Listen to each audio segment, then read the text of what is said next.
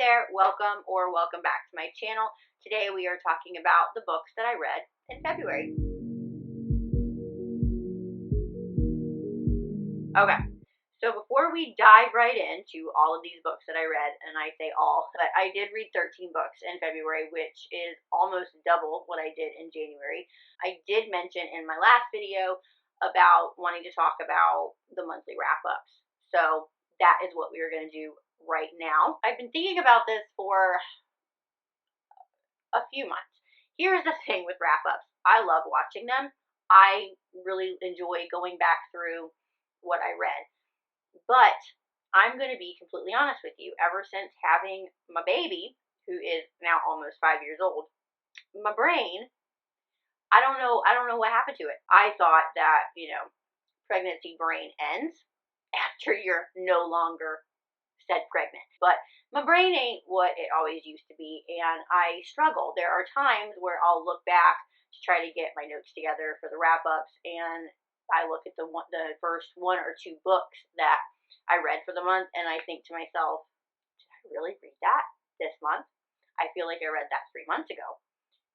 What the hell even was that book? I don't remember. Because of this, I'm telling you, like I said, I enjoy watching wrap-ups. I enjoy even doing them. I don't like the editing of them. And it's just a lot. It's a lot to put into one video, and I try to keep my videos down a little bit, even though I like to ramble. So that is, that tends to be a problem. Long story short, guys, I think what I'm going to try to do, this is going to be my last full wrap-up, I think. Next month, I'm going to try to do a mid-month wrap-up. So when I have really good reading month where I'm reading like this 13 books, I don't have to talk about 13 books in one sitting, and I can break that up. On the spectrum of things, I think it's going to be easier for me all around. I will have to play around with it a little bit, but I think overall, I think it's going to be good. So we're going to try this out. March will be the first month that I am attempting such things. I know that other YouTubers do it as well. It wasn't something that I necessarily wanted to gravitate to when I started this channel, but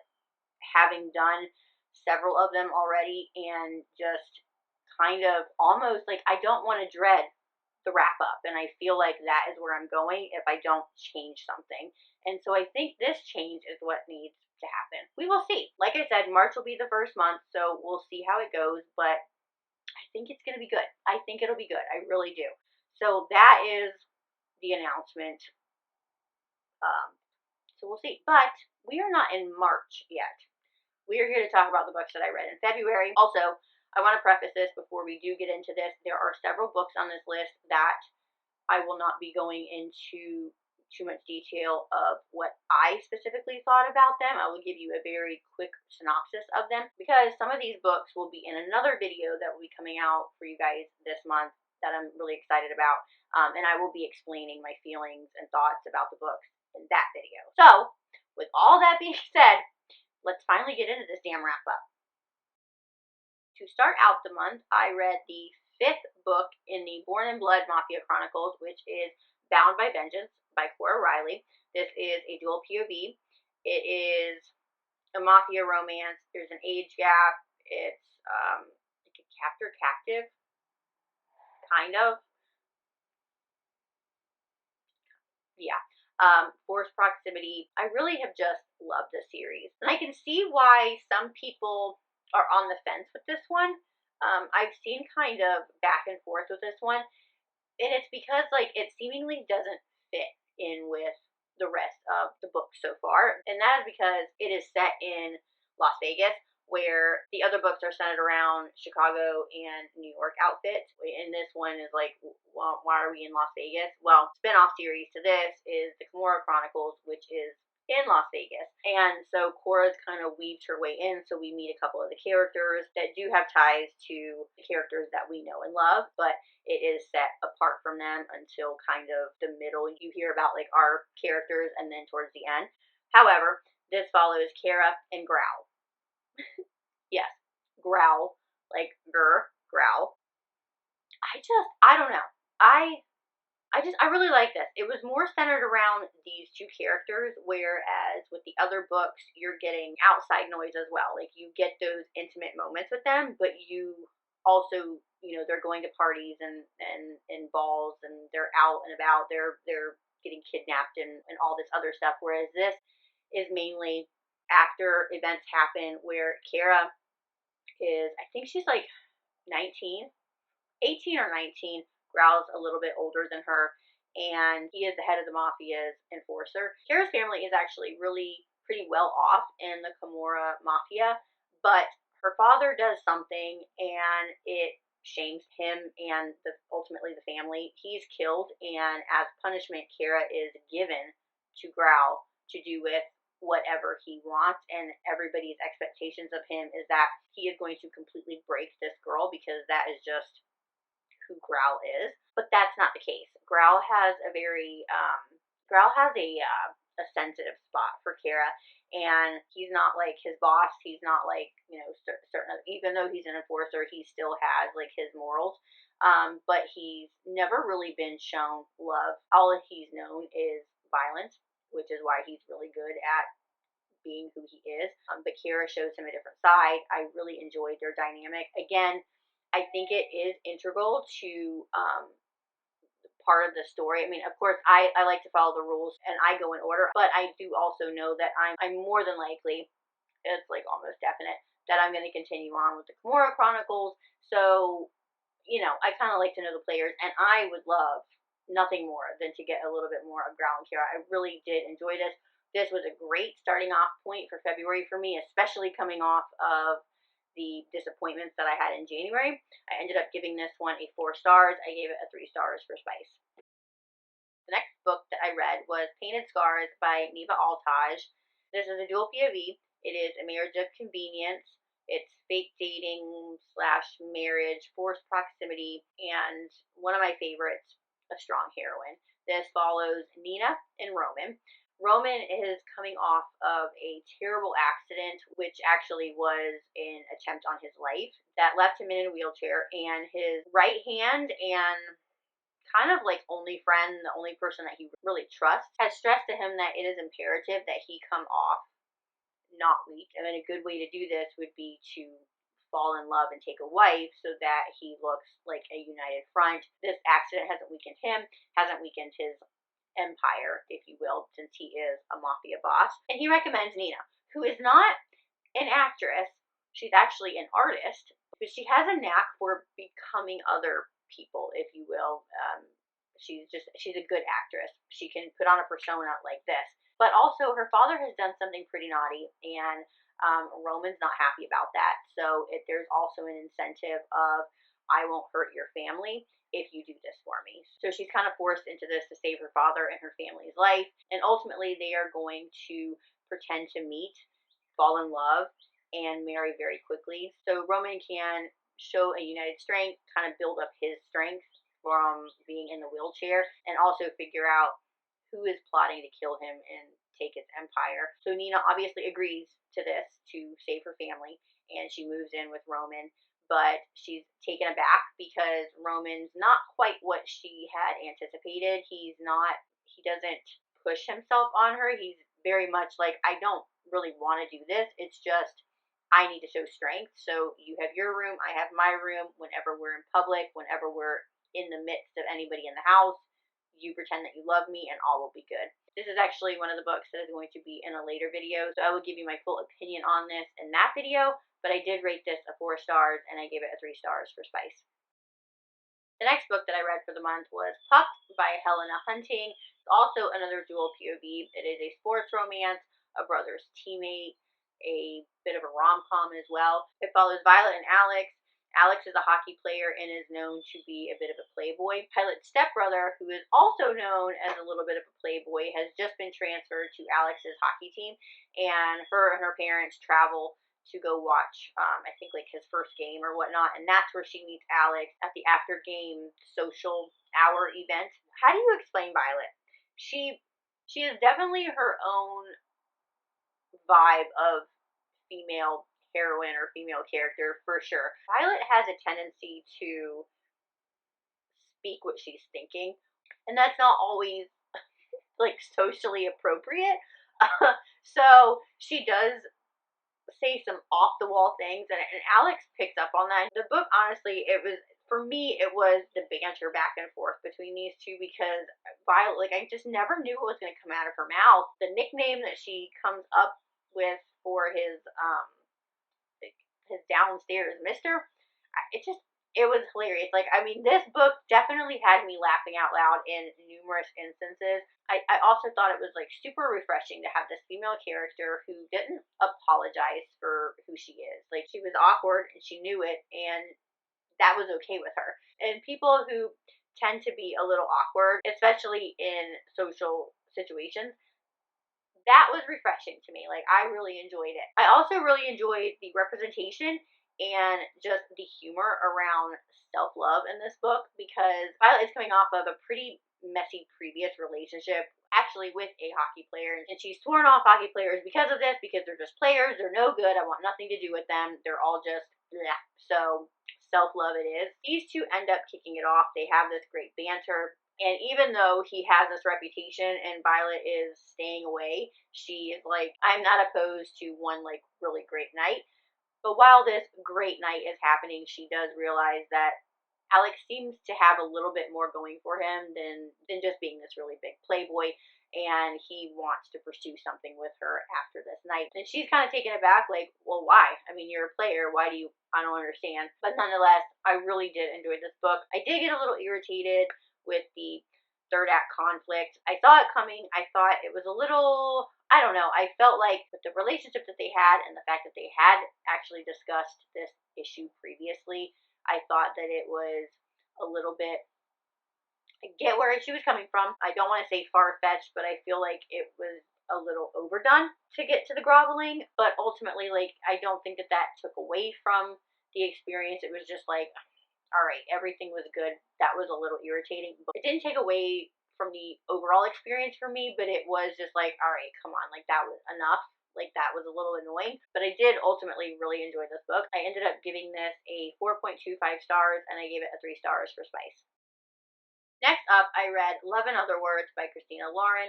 This has been on my TBR, I think, since its release. It has been a really long time, and I finally got to it in February. Like I said, this follows Macy and Elliot. I really enjoyed the back and forth of the past and present, so that you were able to see in kind of real time how Macy and Elliot met. I can't remember. I feel like they met when they were like 10 or 11, or like 12 or 13 or something. They were in those, those formative years, but you got to see like how they met, how they became friends, how their friendship blossomed into something more, that connection that they had, and then ultimately what tore them apart. Even if this is told in Macy's point of view, I felt like sometimes I connected with Elliot a little bit more, especially in the later years. Here's the thing. I feel like this is a cult classic. I feel like people hold this to a higher standard, and I might get some flack here, but these are ultimately my opinions. Take it with a grain of salt. However, I do feel like I might have had a different opinion of this book if I would have read it when I first put it on my TBR. But here's the problem that I have with this book. Obviously, I'm not going to give any spoilers away here either, but the conflict. I completely understand the feelings surrounding that. And then something else happens, and I completely get that. Take the time. Do what you need to do to grieve your feelings and process your feelings and come to terms with whatever it is that you need to come to terms with. But 11 years. That is where, like, there was a disconnect for me, because I'm thinking, like, 11 years. You ghosted for 11 years. And then when you guys connect, it's like no time has passed, really. But it wasn't because one of you found the other. It was like a chance meeting that you guys reconnected. And then all of a sudden, Macy can't get enough of Elliot, wants to be around him, wants her friend back. But as I'm reading it, all I'm thinking is, you let 11 years go by. Like, you let this 11 years go by. I get where your feelings are coming from, but, like, process it. Take a year. Take 2. Hell, take 3. But 11 years? Really? That big of a time span, that I just didn't get. I didn't agree with. I didn't connect with. I didn't understand that. And ultimately, that is where it kind of fell short for me. But nonetheless, I did enjoy this book. I ended up giving it a 3.5 stars and no stars for spice. Next up, I read the Heartsong Duet by Jennifer Hartman, which starts with an optimist guide to heartbreak, and then the follow-up, a pessimist guide to love. I do highly recommend that if you're going to pick this up, to make sure that you have both with you, because this one leaves off on a cliffhanger, and you're definitely going to want to pick this one up immediately. But this follows Lucy and Cal. The first one is told solely in Lucy's POV, and then the second one is told in Lucy and Cal's POV. This is, God, a myriad of things. So we have friends to lovers, best friend's brother, boss employee, grumpy sunshine. But this also does deal with loss and grief and addiction. So check trigger warnings if this applies to you. Lucy is the ultimate sunshine. She just finds, she is an optimist. And when we first meet her, she is absolutely ecstatic that her dream house has just come on the market. Her dream house happens to be the home that she grew up next to, where her best friend and her best friend's brother Cal lived. So she buys it, and then as luck would have it, she sees that Cal needs help in his shop. He is a mechanic, and she applies for a job there. And the Cal she knew, who called her Sunshine and was always playing with her and his sister, her best friend Emma, and they were like the three musketeers growing up for 5 years when they lived next to each other, is no more.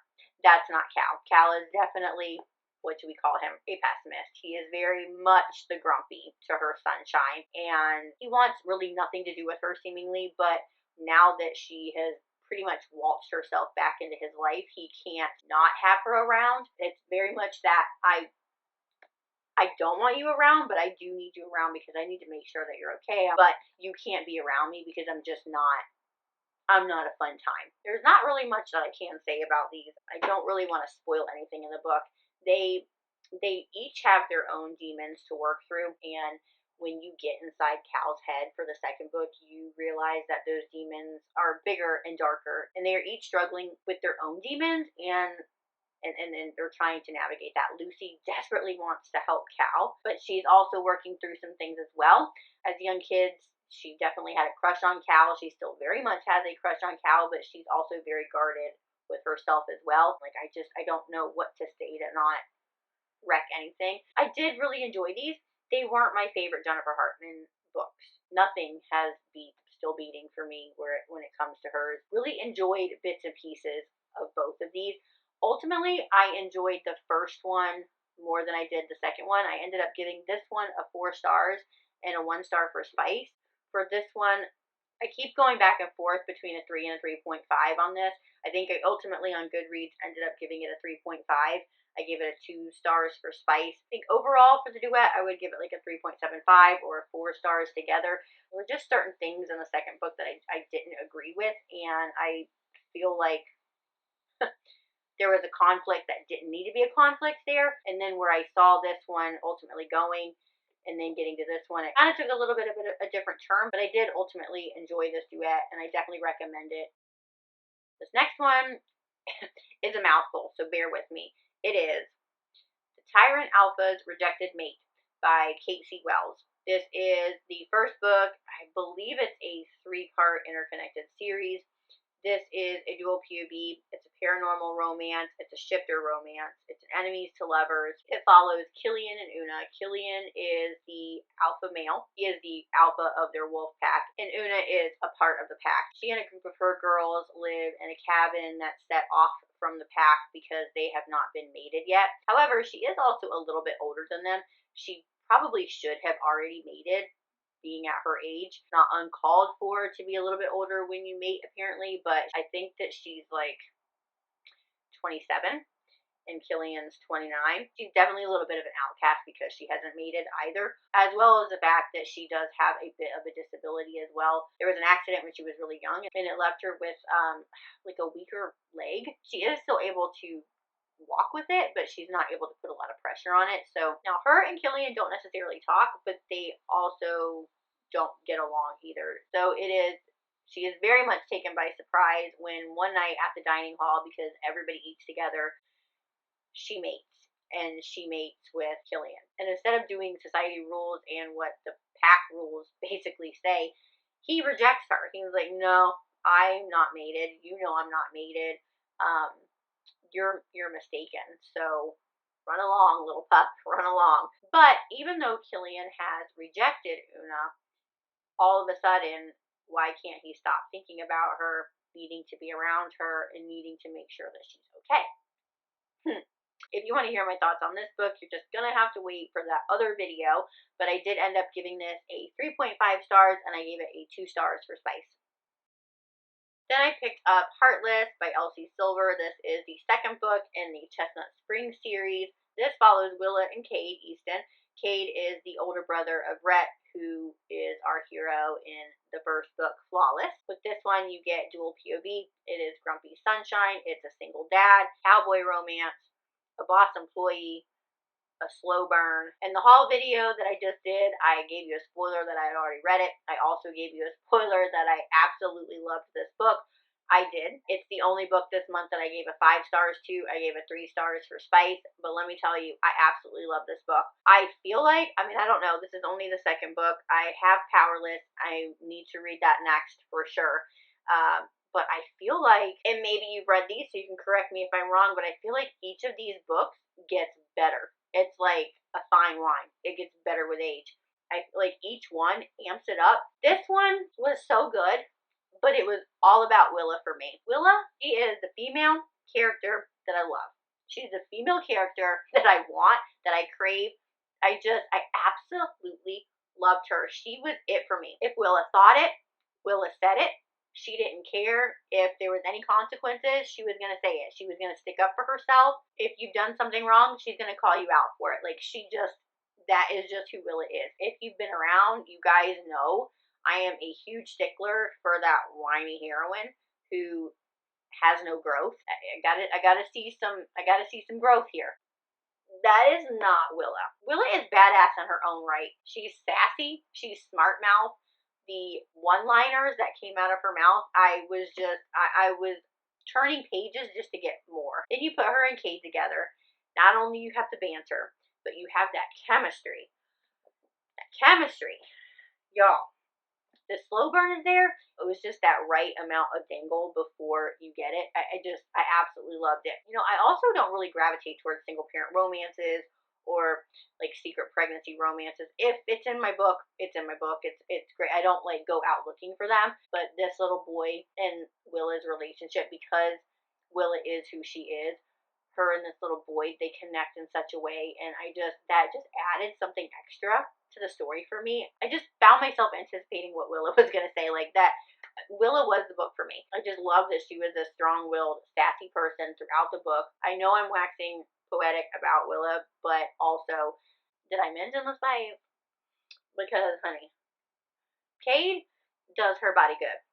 I definitely recommend this one. Like I said, 5 stars. Next up, I read The Words by Ashley Jade. This is another dual POV. This follows Lennon and Phoenix. It is an enemies to lovers, a second chance romance, a rock star romance. There is also body representation, bullying, drug abuse as well. So, again, trigger warnings. Here's the thing about this book. I feel like I've seen it represented as bully romance. And now I'm wondering if I've misconstrued that. Is it represented as a bully romance, or is there just bullying in it? For me, in my opinion, I have read bully romances, and this is not that. There is bullying in this book, absolutely, but it's not a bully romance. But anyway, we follow Lennon and Phoenix. They meet when they are in high school, and Lennon is approached by her lit teacher to help a fellow student who is falling behind and may not graduate unless they, pick up their grades. And she says, yeah, why not? I have some extra time. And when she says yes, she doesn't realize that she is saying yes to tutoring Phoenix, who's very much intrigued by him. Like, I wouldn't say that she's like a stalker or anything like that, but she notices him. Like, it's like a crush in high school. Like, you go out of your way to notice them, right? So that is this. Lennon is extremely smart and does really well in school, but she also tries to stay in the shadows as much as possible and stay out of the crosshairs of the more popular and like the mean girls of the school. Lennon is a bigger girl. I love the fact that we had curvy girl representation in this book. That was kind of like an added bonus for me, for sure. But Lennon says yes to tutoring, and Phoenix is not on board at first, but his only goal in life at this point right now is to graduate. He just wants to get out of town, and him and his best friend have plans to move to California right after graduation. They are going to make it big. They are going to be these amazing rock stars, but first he has to graduate. So tutor me. Yes, that is what's going to happen. But these two spark up a bit of a connection.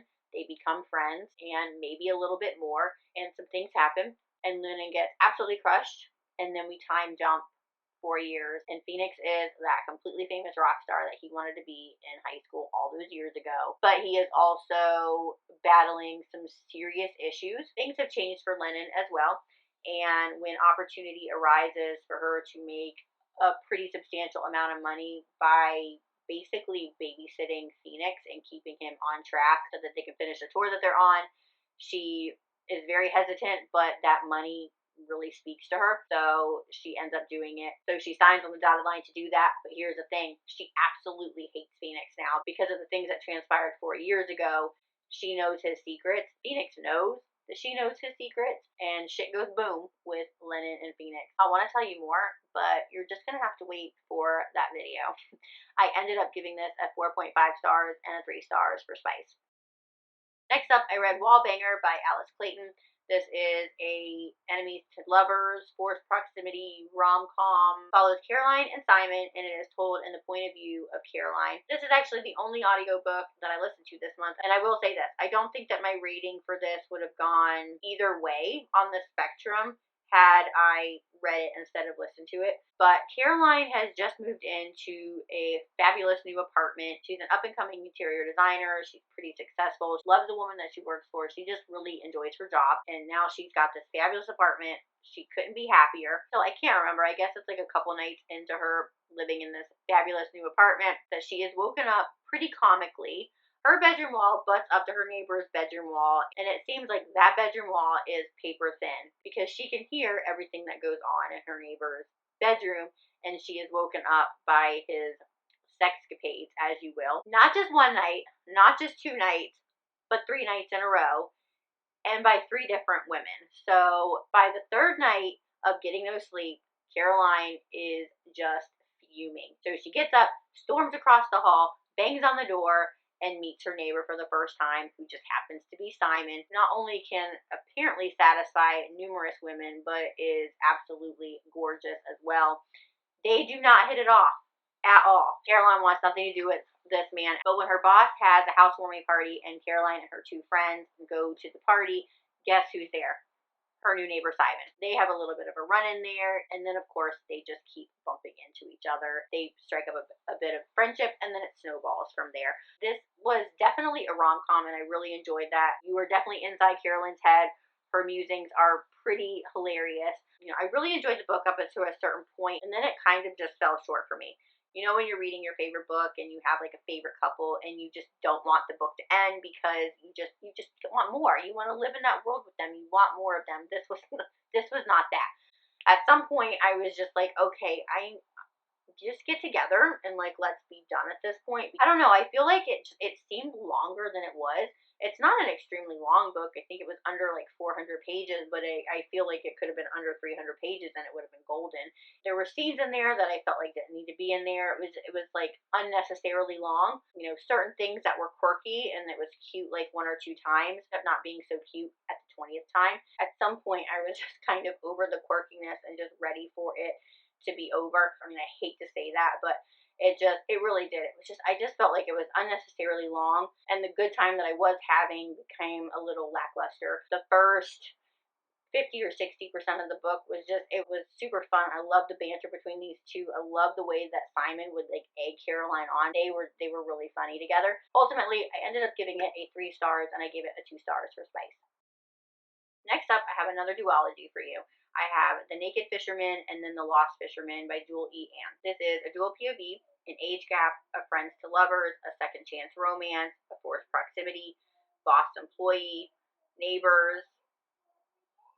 It's got a lot here. This follows Reese and Fisher. Reese is 18 years old, and she's on her way to Colorado to be with her mother, who she hasn't spent any time with or seen in about 5 years because her mother has just gotten out of prison. While she was in prison, her father really didn't want her to be associated with her mother, and so Reese is excited to finally get to spend some time with her mother and reconnect. But when she gets to Colorado, her mom drops a little bit of a bombshell on her. So before prison, her mom owned a salon, and her mom is still in that industry. Her boss is sending her to, I think it's like California or something, for a month for like schooling and such. And so they only have about 2 or 3 days with each other until her mom goes for a month, but then she's going to come back. In the meantime, she's leaving her with her neighbor and landlord, who she absolutely trusts and is a really good friend of hers, who just happens to be Fisher. Fisher has also agreed to let Reese work for him for the summer as while she is there and figuring out what she wants to do. But the thing about Reese is this. When her mother went to prison, she was taken out of her public school and put into a Christian school. So she went to Christian school from 13 to 18, and she's now graduated. So her views about a lot of things have been highly pressed upon due to her Christian academy schooling. So it's safe to say that Reese is in a bit of a culture shock when it comes to being around Fisher, because Fisher is 28 years old, and he is a bit crass when it comes to Reese, and there is a myriad of reasons why I think that he is, and I will get into those in another video. Yes, this duology is part of that video as well, so I'm not going to go too much into it. I will say this, though. First one may be a little bit difficult to get through. I will talk more about this in that video. I definitely think that you should give it a shot, and I most definitely recommend picking up that second book because it eases a lot of that first book. I ended up giving The Naked Fisherman a 3 stars. I gave it a 2 stars for spice. I gave The Lost Fisherman a 4 stars and a 2 stars for spice. We are to the last book, which is Twisted by Emily McIntyre. This is the 4th book in the Interconnected Never After series. It's another dual POV, and you've got age gap, enemies to lovers, forced marriage. It follows Yasmin and Julian. Yasmin's father is dying, and his multi-billion-dollar empire will go to Yasmin and the man that he chooses for her to marry. But the thing is that Yasmin is already in love, and she wants to marry her childhood best friend, turned lover. She doesn't think that her father will approve because Aiden is a servant, and she's basically like the princess to an empire. Julian, on the other hand, wants nothing more than to run this empire for himself. He wants it all. He has worked up to this all of his life. This is all that he has ever wanted. He has wanted Yasmin's father, Ali. He's wanted his life, and this is his way to get it. He's going to marry Yasmin, and then when Ali dies, he can kill off Yasmin, and the empire is his.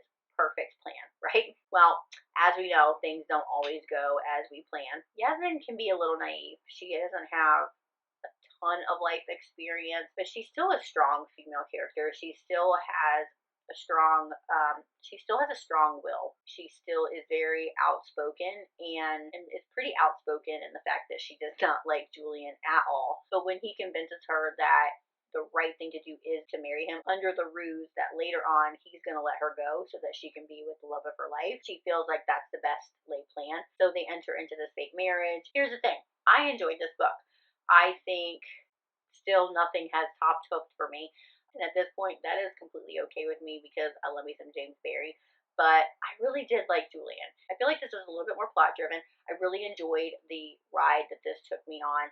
However, I had a little bit of a disconnect with the characters, a tad bit, because for me, I really like to be in and see and feel these characters fall in love. And at times I feel like I was more so being told than feeling that, especially how they got together.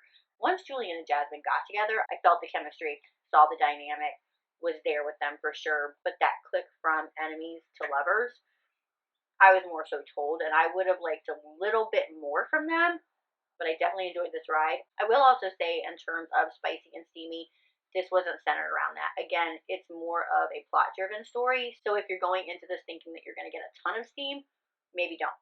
I mean, it's there. You get some definitely good spice, but it is not the overall theme of the book, if you will. But I did thoroughly enjoy this. I'm so glad that I ended the month off with Twisted. I ended up giving it a 4 stars, and I gave it a 3 stars for spice. And there you have it. Those are the 13 books that I read in February. Try as I might, I'm sure that this video is going to be pretty chunky, so I have my work cut out for me on that, which is exactly why I think our mid-month wrap-ups are going to work. So really quickly, let's wrap this up. My top books for February are Bound by Vengeance, Painted Scars, Heartless, The Lost Fisherman, and The Words. My most surprising were Painted Scars and Pucked, because I didn't realize how funny that was. My biggest letdown for the month is 11 Other Words because it just didn't live up to the hype for me. Let me know down below what your favorite read for February was or what you are excited to read for next month. If you like this video, please give it a thumbs up and subscribe if you're not already so you can get more content from me. As always, happy reading. Bye!